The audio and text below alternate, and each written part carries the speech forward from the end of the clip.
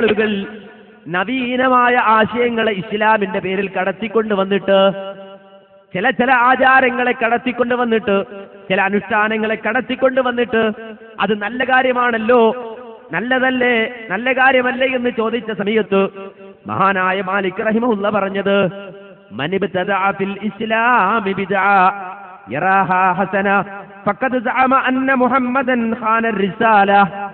ഇസ്ലാമിലേക്ക് ആരെങ്കിലും ഒരു പുതിയ കാര്യം കടത്തിക്കൊണ്ട് വന്നു, ഒരു ബിദ്അത്ത് കടത്തിക്കൊണ്ട് വന്നു, എന്നിട്ട് യറാഹാ ഹസന, ആ ബിദ്അത്ത് ഉണ്ടാക്കിയ ആള് അല്ലെങ്കിൽ ആളുകൾ ആ ബിദ്അത്തിനെ കുറിച്ച് പറയുകയാണത് നല്ലതല്ലേ, നല്ല കാര്യമല്ലേ എന്ന് പറയുകയാണെങ്കിൽ ഫഖദ് സഅമ അന്ന മുഹമ്മദൻ ഖാന റിസാല, യഥാർത്ഥത്തിൽ അവൻ ജൽപ്പിക്കുന്നത് മുഹമ്മദ് നബി സല്ലല്ലാഹു അലൈഹി വസല്ലമ തന്റെ റിസാലത്തിൽ വഞ്ചന കാണിച്ചു എന്നാണ്. റസൂലുള്ള പഠിപ്പിക്കാത്ത ഒരു കാര്യം വിശുദ്ധ ഇസ്ലാമിലേക്ക് ഒരാൾ കടത്തിക്കൊണ്ട് വന്നിട്ട് ഒരു ബിദ്അത്ത് നിർമ്മിച്ചു കൊണ്ടുവന്നിട്ട് ആ ബിദ്അത്തിനെ കുറിച്ച് നല്ലതല്ലേ എന്ന് ആരെങ്കിലും പറഞ്ഞാൽ യഥാർത്ഥത്തിൽ അവൻ ജൽപ്പിക്കുന്നത് അന്ന മുഹമ്മദൻ ഖാന റിസാല, മുഹമ്മദുർ റസൂലുള്ളാഹി സ്വല്ലല്ലാഹു അലൈഹി വസല്ലമ തന്റെ റിസാലത്തിൽ വഞ്ചന കാണിച്ചു എന്നാണ്. കാരണം ഒരു നല്ല കാര്യം ഉണ്ടായിട്ട് റസൂലുള്ള അത് പഠിപ്പിക്കാതെ പോയി എന്നാണ് അവൻ യഥാർത്ഥത്തിൽ ജൽപ്പിക്കുന്നത്. അങ്ങനെ ഉണ്ടാകാൻ പാടില്ല. മുഹമ്മദുർ റസൂലുള്ളാഹി എന്നല്ല, ലോകത്ത് കഴിഞ്ഞുപോയ ഒരു പ്രവാചകനും അവർക്ക് ഏൽപ്പിക്കപ്പെട്ടത് സമൂഹത്തോട് പറയാതിരുന്നിട്ടില്ല, ദീൻ പൂർത്തിയാക്കാതിരുന്നിട്ടില്ല, അവർക്ക് നൽകപ്പെട്ട നിർദ്ദേശം ജനങ്ങളോട് പറയാതിരുന്നിട്ടില്ല.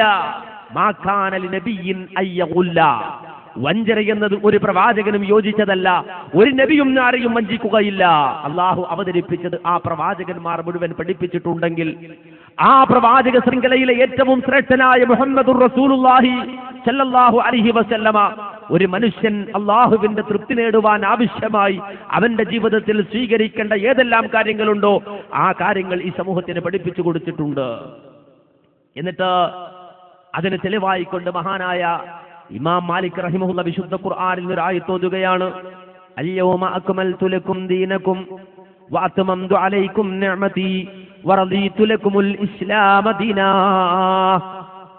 പ്രവാചകൻ മുഹമ്മദുർ റസൂലുള്ളാഹി സ്വല്ലല്ലാഹു അലൈഹി വസല്ലമ ഹറാമു ഹലാലുകളെ സംബന്ധിച്ച മുഴുവൻ നിയമങ്ങളും ഈ സമൂഹത്തിന് പഠിപ്പിച്ചു കൊടുത്തതിന് ശേഷം പ്രവാചകൻ സ്വല്ലല്ലാഹു അലൈഹി വസല്ലമയോടൊപ്പം അണിനിരന്ന ലക്ഷത്തോളം വരുന്ന സഹാബത്തിനെ സാക്ഷി നിർത്തിക്കൊണ്ട് മുഖറബുൽ അംലാഖ് മലക്ക് ജിബ്രീൽ അലൈഹി സ്വലാത്തു വസ്സലാം ഓതിക്കൊടുത്ത വിശുദ്ധ ഖുർആൻ സൂറത്തു മാഇദയിലെ 3-ാമത്തെ സൂക്തം അൽയൗമ അക്മൽതു ലക്കും ദീനകും, ഇന്നേ ദിവസം നിങ്ങളുടെ മതം നിങ്ങൾക്ക് നാം ഇതാ പൂർത്തിയാക്കി തന്നിരിക്കുന്നു.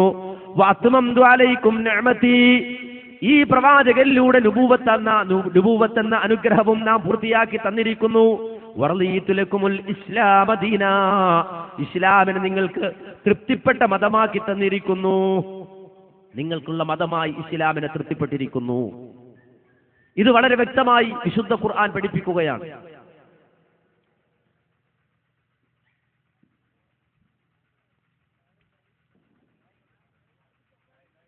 അവിടെ ഇരിക്കണം, ഒരു നായ ചാടിയതാണ്. അപ്പോ മാന്യ സഹോദരങ്ങൾ മനസ്സിലാക്കണം, ഇസ്ലാമിനെ നിങ്ങൾക്കുള്ള മതമാക്കി തൃപ്തിപ്പെട്ടു തന്നിരിക്കുന്നു. ഈ ആയത്തിനെ വിശദീകരിച്ചുകൊണ്ട് അദ്ദേഹം പറയുന്നത് ഫമാലം യകുൻ യൗമഇദിൻ ദീന ഫലാ യകൂനുൽ യൗമ ദീന. അന്ന് നബി സല്ലല്ലാഹു അലൈഹി വസല്ലമയും സഹാബത്തും ജീവിച്ചിരുന്ന ആ കാലഘട്ടത്തിൽ വിശുദ്ധ ഖുർആനിന്റെ ഈ ആയത്ത് അവതരിക്കുന്ന ആ ദിവസത്തിൽ എന്താണോ ദീനായി ഇവിടെ നിലകൊണ്ടത്, പ്രവാചകന്റെയും സഹാബത്തിന്റെയും കാലഘട്ടത്തിൽ എന്താണോ ദീനായി ജനങ്ങൾ മനസ്സിലാക്കിയിരുന്നത്, അത് തന്നെയാണ് ഇന്നത്തെയും ദീൻ, ലോകാവസാനം വരെയുള്ള മുഴുവൻ ആളുകളുടെയും ദീൻ എന്ന് മഹാനായ മാലിക് റഹിമഹുല്ലാഹ് പറയുകയാണ്. അപ്പോൾ ഒരു മനുഷ്യനും ലോകത്തുള്ള ഒരാൾക്കും ഈ വിശുദ്ധ ഇസ്ലാമിലേക്ക് പുതിയതായി ഒന്ന് കടത്തിക്കൊണ്ടുവന്ന് അത് ദീനാണ് എന്ന് പറയാനുള്ള അവകാശം ഇല്ല, ഇസ്ലാമിലേക്ക് കടത്തിക്കൊണ്ടുവരുവാനുള്ള അവകാശമില്ല. എന്നാൽ ലോക സമൂഹത്തിൽ അതിന് വിപരീതമായത് പലതും സംഭവിച്ചത് നാം കാണുകയാണ്. കാലാന്തരത്തിൽ മഹാനായ മുഹമ്മദുർ റസൂലുള്ളാഹി സ്വല്ലല്ലാഹു അലൈഹി വസല്ലമയുടെ ഉമ്മത്തിലടക്കം പ്രവാചകന്റെ അനുചരന്മാരിലടക്കം ഇതിൽ നിന്ന് വ്യത്യസ്തമായ നിലപാടുകൾ സ്വീകരിച്ചുകൊണ്ട് വിശുദ്ധ ഇസ്ലാമിലേക്ക് ഇസ്ലാമിലില്ലാത്ത പലതും കടത്തിക്കൂട്ടിക്കൊണ്ടുവരുന്ന നവീനമായ പല ആശയങ്ങളെയും ഈ സമൂഹത്തിലേക്ക് കടന്നു വരുന്ന ഒരു സാഹചര്യം ഉണ്ടാകുന്നതായി മുസ്ലിം സമൂഹത്തിന്റെ ചരിത്രത്തിൽ തന്നെ നമുക്ക് മനസ്സിലാക്കാൻ സാധിക്കും. അത് ഏതെങ്കിലും ഒരു ഭൂപ്രദേശത്ത് മാത്രം ഒതുങ്ങി നിന്നില്ല. നേരെ മറിച്ച് ലോകത്തിന്റെ വ്യത്യസ്ത ഭാഗങ്ങളിൽ അത്തരത്തിലുള്ള പ്രവർത്തനങ്ങൾ നടന്നു എന്നതുപോലെ തന്നെ ഈ കേരളത്തിലും അതിനനുകൂലമായ രൂപത്തിൽ പലരും പ്രവർത്തിച്ചു എന്നത് ഒരു യാഥാർത്ഥ്യമാണ്. നബി സല്ലല്ലാഹു അലൈഹി വസല്ലമ പഠിപ്പിക്കാത്ത രൂപത്തിൽ പല കാര്യങ്ങളെയും ഈ സമൂഹത്തിലേക്ക് കടത്തിക്കൊണ്ടുവന്നു അത് തങ്ങളുടെ ആചാരമായി, വിശ്വാസമായി, സമ്പ്രദായമായി മുസ്ലിം സമൂഹം സ്വീകരിക്കുന്ന അവസ്ഥയുണ്ടായി. എന്ന് പറഞ്ഞാൽ പച്ചയായ ബിദ്അത്തുകൾ, പുതിയ ആചാരങ്ങൾ, പുതിയ അനുഷ്ഠാനങ്ങൾ മതത്തിന്റെ പേരിൽ ആചരിക്കുന്ന അവസ്ഥയുണ്ടായി. ആ സാഹചര്യത്തിലാണ് മുജാഹിദ് പ്രസ്ഥാനം അതിനെ എതിർത്തുകൊണ്ട് കടന്നു വന്നത്. പക്ഷേ മുജാഹിദ് പ്രസ്ഥാനത്തെ സംബന്ധിച്ചാണ് പിന്നീട് പലരും പുത്തൻവാദികൾ എന്ന് പറഞ്ഞത്, മുബ്തദീങ്ങൾ എന്ന് പറഞ്ഞത്. എന്നാൽ യഥാർത്ഥത്തിൽ മുജാഹിദ് പ്രസ്ഥാനം ബിദ്അത്ത് പഠിപ്പിച്ചോ ഈ പുത്തൻവാദം സമൂഹത്തിൽ പറഞ്ഞോ? ഒരിക്കലുമില്ല. നേരെ മറിച്ച് ഈ സമൂഹത്തിൽ നിലനിന്ന പുത്തൻവാദങ്ങൾക്കെതിരെ, ബിദ്അത്തുകൾക്കെതിരെ ശബ്ദിക്കുക എന്ന നിലപാടാണ് മുജാഹിദ് പ്രസ്ഥാനം സ്വീകരിച്ചത്. കേരളത്തിൽ മുജാഹിദ് പ്രസ്ഥാനത്തിനെതിരെ സംഘടിച്ച ആളുകളാണ് യഥാർത്ഥത്തിൽ ബിദ്അത്തുകൾ ഉണ്ടാക്കിയത് എന്നത് അവർ തന്നെയും പലവരും സമ്മതിച്ചിട്ടുണ്ട്. അതിന്റെ ഒരു ഉദാഹരണമാണ് നിങ്ങൾ കാണാൻ പോകുന്നത്. ഈ നിസ്കാരത്തിന്റെ ദ്വാരന്റെ ശേഷം ഒരു സലാത്ത് ചെല്ലുന്നുണ്ടല്ലോ ഇപ്പോൾ, അത് എന്താ അതിന്റെ നിയമം? നമ്മളും ചെറുപ്പത്തിലുള്ള കാലത്ത് അങ്ങനെ സലാത്ത് കണ്ടിട്ടില്ല, ഉള്ളത് പറയാലോ. ഇപ്പോൾ കുറേ കാലമായിട്ട് ചില സ്ഥലങ്ങളിലൊക്കെ നിസ്കാരം കഴിഞ്ഞാൽ ചില സ്ഥലത്ത് 3 സ്വലാത്ത് ഏപ്പിക്കാരെ തുടങ്ങിയത് തോന്നുന്നുണ്ട് അല്ലേ? എന്തായാലും സ്വലാത്ത് നല്ല കാര്യം തർക്കമല്ല. അപ്പോൾ ഏപ്പിക്കാർ 3 ആക്കിയപ്പോൾ നമ്മളാൾക്കാർ ചിലപ്പോൾ 10 ആക്കിയിട്ടുണ്ട്. ഇങ്ങനെ പല രീതിയിൽ നടന്നു വരുന്നുണ്ട്. അപ്പോൾ ഏപ്പിക്കാർ 3 ആക്കിയപ്പോൾ നമ്മളാൾക്കാർ ചിലപ്പോൾ 10 ആക്കിയിട്ടുണ്ട്. ഇങ്ങനെ പല രീതിയിൽ നടന്നു വരുന്നുണ്ട്. എന്തായാലും സ്വലാത്ത് എപ്പോഴും ചെല്ലാം. പ്രത്യേകിച്ചും നിസ്കാരത്തിന് ശേഷം ദ്വാരക്കാണ്. ദ്വാരന്റെ മുമ്പും സ്വലാത്തല്ല, ശേഷം സ്വലാത്തല്ല. അത് 2ഉം ചെല്ലാം, 3ഉം ചെല്ലാം, 5ഉം ചെല്ലാം, 10ഉം ചെല്ലാം. പക്ഷെ പള്ളിയിൽ നിസ്കരിക്കാൻ മറ്റ് ജമാഅത്തിൽ വരുന്ന ആളുകൾക്ക് ആശയക്കുഴപ്പം, തശ്വീഷൊന്നും ഉണ്ടാക്കാൻ പാടില്ല. അത് ഒരു പ്രധാന വിഷയമാണ്. മാത്രമല്ല ആ സ്ഥലത്ത് പ്രത്യേകം സ്വലാത്ത് 3 സുന്നത്താ വിചാരിച്ച ബിദ്അത്തായി. ഒരു ഇസ്ലാമിലെ മസല അങ്ങനെ. ഇപ്പോൾ നിസ്കാരത്തിന്റെ ശേഷം 3 സ്വലാത്ത് ചെല്ലൽ, ദ്വാന്റെ ശേഷം 3 സ്വലാത്ത് ചെല്ലൽ പ്രത്യേകം സുന്നത്താണ് വിശ്വസിച്ചാൽ തെറ്റാണ്, അനാചാരമാണ്, ഒഴിവാക്കപ്പെടേണ്ടതാണ്. അല്ല വേറെ ബാഹ്യമായ ദോഷവശങ്ങളൊന്നുമല്ലാതെ 3, 5, 10, 200, 1000 സ്വലാത്തൊക്കെ ആർക്കും ചെല്ലാൻ സ്വലാത്തിന്റെ പുണ്യം കിട്ടും. ഇതാണ് എൻ്റെ പൊതുവായ സമീപനം. ഒരിക്കൽ ഇവിടുന്ന് നമുക്ക് വിശ്വാസയോഗ്യനായ ഒരാൾ ഒരു പരിപാടിക്ക് പറഞ്ഞു, ഒരു ചോദ്യം ചോദിച്ചപ്പോൾ, അഭിവന്ദനായ ശംസുലന ഇ.കെ. ഉസ്താദ് ഒരു പള്ളി ഉദ്ഘാടനത്തിന് വേണ്ടി പോകുമ്പോൾ പെരിങ്ങത്തൂർ ഭാഗത്ത് അസർ നിസ്കരിക്കാൻ പള്ളി കയറി. ആ പള്ളി കയറി ദുആ കഴിഞ്ഞിട്ട് 3 സ്വലാത്ത് മാറി ചൊല്ലി. അപ്പോൾ ആളെ വിളിച്ചു, നിസ്കാരം കഴിഞ്ഞിട്ട് സ്വലാത്ത് കഴിഞ്ഞിട്ട്, എന്താ സ്വലാത്ത് ചോദിച്ചു.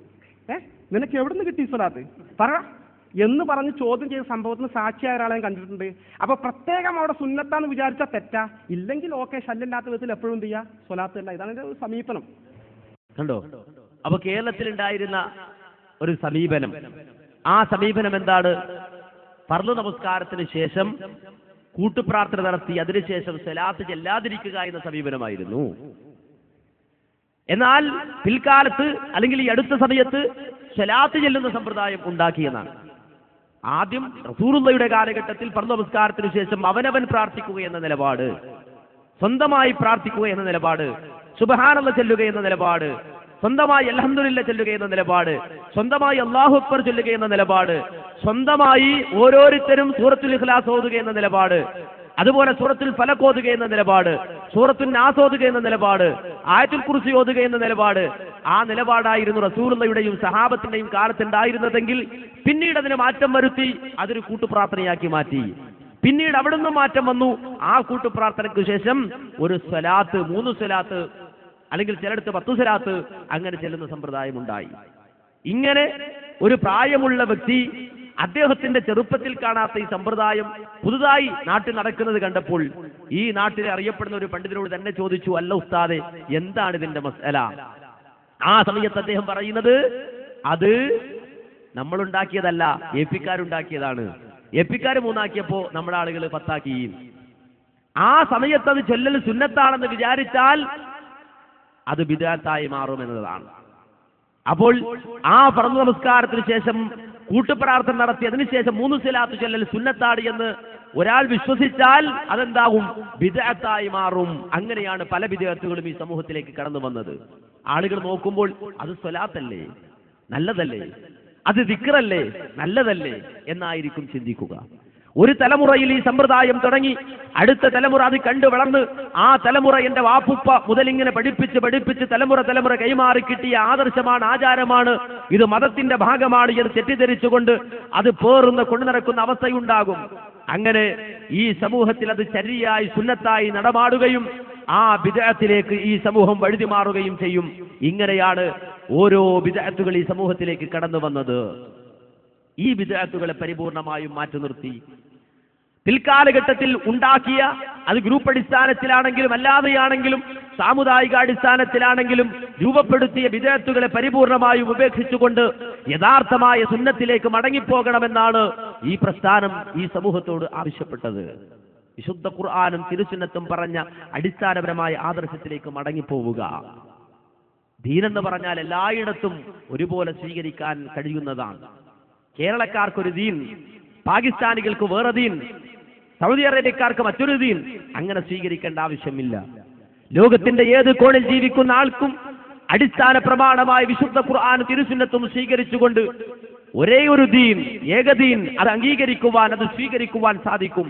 എന്നാൽ അതിൽ നിന്ന് വ്യത്യസ്തമായി ഓരോ നാട്ടിലും ഓരോരുത്തരും ഉണ്ടാക്കുന്ന ഈ നവീനമായ ചിന്താഗതികളെ, ആദർശങ്ങളെ കൈയൊഴിച്ചുകൊണ്ട് ഖുർആനിലേക്കും സുന്നത്തിലേക്കും മടങ്ങണമെന്നാണ് ഈ പ്രസ്ഥാനം ആവശ്യപ്പെട്ടത്. ഞാനിത് വെറുതെ പറയുകയല്ല. കേരളക്കാർക്കൊരു ദീൻ, തമിഴ്നാട്ടുകാർക്ക് വേറൊരു ദീൻ, ഇവിടെ ഒരു ആചാരം, അപ്പുറത്ത് മറ്റൊരാചാരം, അങ്ങനെ ഒരു അവസ്ഥയുണ്ട് എന്ന് വെറുതെ പറയല്ല. നേരെ മറിച്ച് അത്തരമൊരു അവസ്ഥ വിശദീകരിച്ചുകൊണ്ട് ഒരു പണ്ഡിതൻ നടത്തുന്ന പരാമർശം തന്നെ നിങ്ങൾ കേട്ടു നോക്കൂ. എന്താ തോന്നിപ്പിക്കുന്നത്? കാർക്കിക്കണം. ഞാനിങ്ങനെ കണ്ടു, നമ്മൾ കേരളത്തിൽ മാത്രമുള്ള ഒരു സൂക്കേട്, പള്ളിയിലെത്തിയാലും നിസ്കരിക്കാൻ പോലെ ഭയങ്കര കാർക്കിക്കൽ. UAE എത്രയോ പള്ളിയിൽ, കുവൈറ്റിലും ബഹ്റൈനിലും അതുപോലെ സൗദി അറേബ്യയിലൊക്കെ പല പള്ളിയിലും നമ്മൾ നിസ്കരിച്ചു. അവിടെ ഒന്നും കാർക്കിക്കൽ കാണുന്നില്ല. അതിന്റെ അവിടെ ഒന്നും കഥയില്ലേ, അവിടെ ഒന്നും തൊണ്ടയില്ലേ. ഇവിടുന്ന് പോയവരോട് നിങ്ങൾ ചോദിച്ചു, ദുബായിലൊക്കെ പോകുന്നവരോട് അവരാരെങ്കിലും പള്ളിയിൽ നിന്ന് കാർക്കിക്കൽ തോന്നും. കാർക്കിക്കൂല. എന്താ കാരണോ? നമ്മൾ ഇവിടുത്തെ പോലെ ജനവാദികളുടെ തുപ്പാൻ വകുപ്പില്ല. അവിടെ ഒട്ടാകെ എയർ കണ്ടീഷനാ, തുപ്പാൻ കഴിയൂല. ചിലർക്കെന്നാലും ചിലപ്പോൾ ആവശ്യം വന്നാൽ കയ്യിൽ നിന്ന് മെല്ലെ ഒരു ചെറിയ ടിഷ്യൂ എടുത്ത്